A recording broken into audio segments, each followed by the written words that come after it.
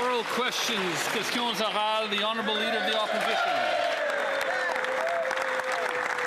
Litigation Guideline 14.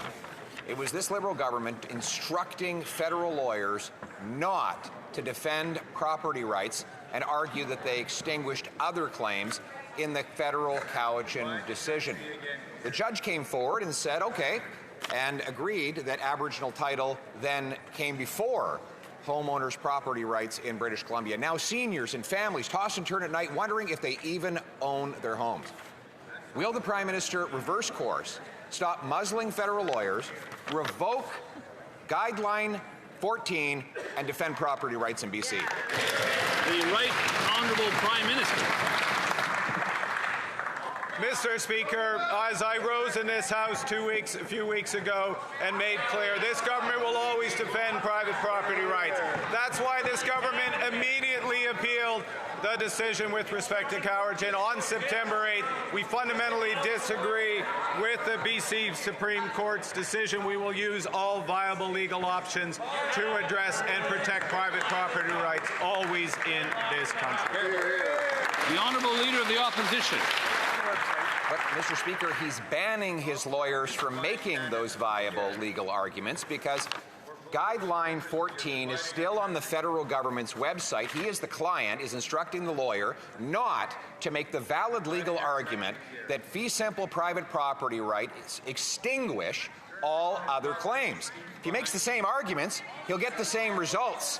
Millions of British Columbia homeowners wonder if they even own their home. They're tossing and turning every single night, Mr. Speaker. Will the Prime Minister admit the Liberal government made a mistake, unmuzzle the lawyers, get rid of Guideline 14, and put property rights first in court? The Right Honourable Prime Minister. Mr. Speaker, it's sad.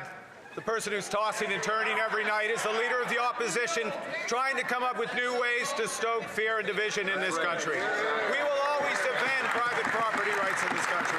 That's why we immediately appealed. That's why we are acceding with the Montrose claim. That's why we're supporting the City of Richmond, the province of BC, in this important case. We will take all viable legal options. We respect property rights and Indigenous rights to reconciliation.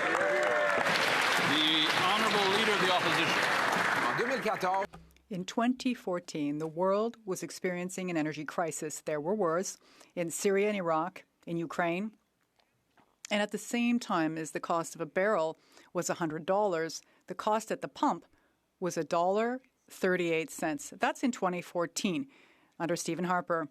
Today, the price of oil is lower, but the price at the pump is 40 cents higher a litre. So these are not global effects. These are Liberal effects.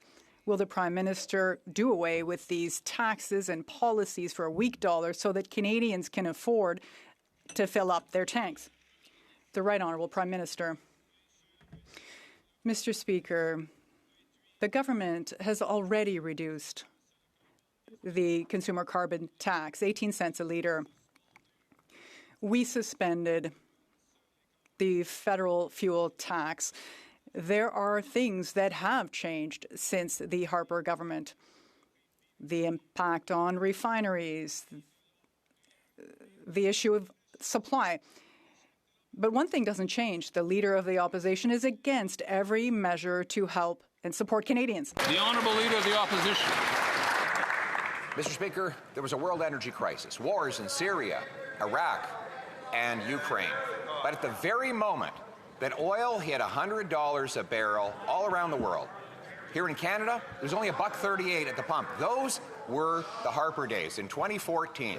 And now today, with oil prices being lower on a worldwide level, gas prices are over 40 cents a litre higher. Those are not world impacts. Those are Liberal impacts. Will the Prime Minister reverse his policies of high Liberal taxes and a weak Canadian dollar so Canadians can afford to fill up at the pump? The Right Honourable Prime Minister.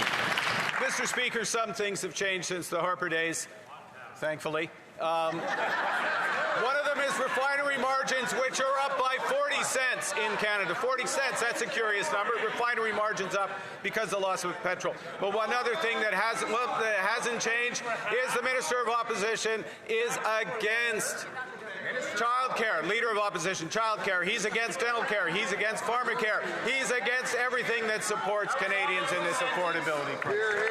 The Honourable Leader of the Opposition.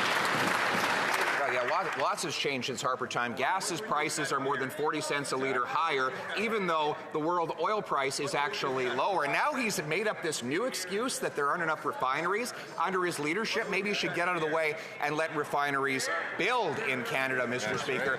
But this is a Prime Minister who likes to blame the rest of the world. He's given Canadian households the worst debt anywhere in the G7, with delinquencies up 18% year over year. Will he stop making excuses and reverse the inflationary policies before Canadians lose their homes? The Right Honourable Prime Minister. Okay. Mr. Speaker, what the Liberal policies are delivering is wages for Canadians that are growing faster than inflation. What the government's policy is delivering is inflation lower in Canada than the United States.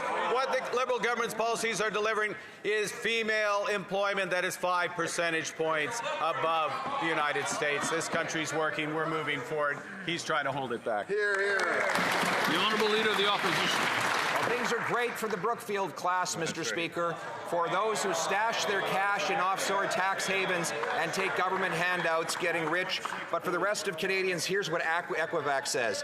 Insolvency volumes have increased to levels not seen since 2009, up 19% year over year. Balanced delinquency rates climbed 32% year over year. Q1 saw insolvency volume hit 17-year highs, partly due to escalating financial strain on mortgage holders. Mr. Speaker, if things are so good and affordable, why is it that 1.5 million Canadians missed at least one essential payment in the first 3 months of the year? The Right Honourable Prime Minister.